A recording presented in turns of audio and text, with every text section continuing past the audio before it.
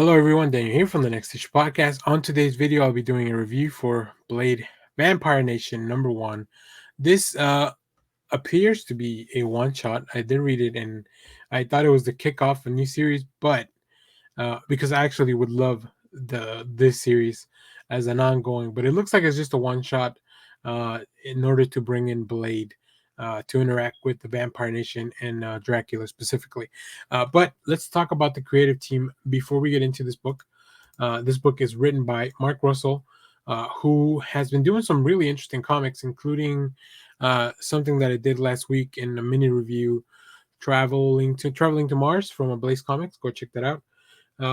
In this book, written by Mark Russell with art by Dave Wachter.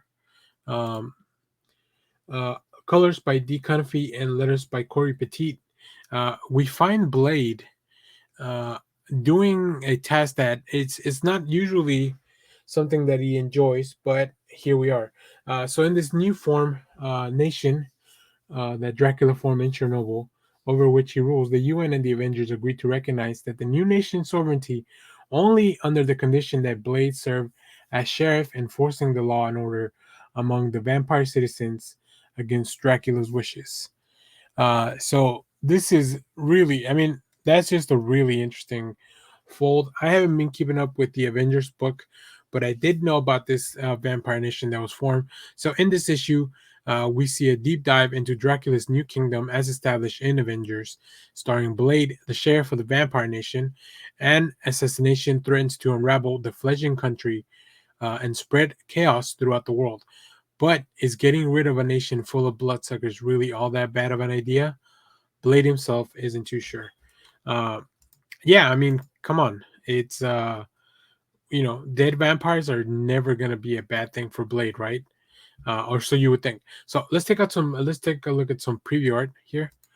And I gotta say, I think the art is amazing. Watcher really has some really fun, just a lot of fun with some of these things. I love here seeing this vampire, uh, you know, just be turned to dust via fire because of the exposed and there's some really cool sequences, some really cool action all throughout this issue, but also just some really interesting imagery of this vampire nation that is now taking, it's in what used to be Chernobyl. So obviously there's no inhabitant there there's no room for humans because of the radiation levels, but we do have this nation that has embraced Dracula as its ruler.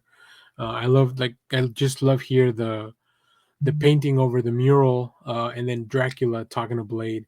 They have a really weird relationship because Blade, probably the only thing he wants to do is kill Dracula, but Dracula is not somebody that you just kill. I just love Blade walking throughout the city. I love that the city is really another part of the story, like a really big part of this.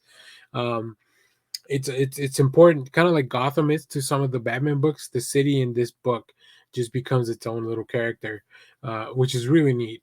And I love it. I love the tone of the book because it has to be dark because we are in this vampire nation in a part of the world that's uninhabitable to humans.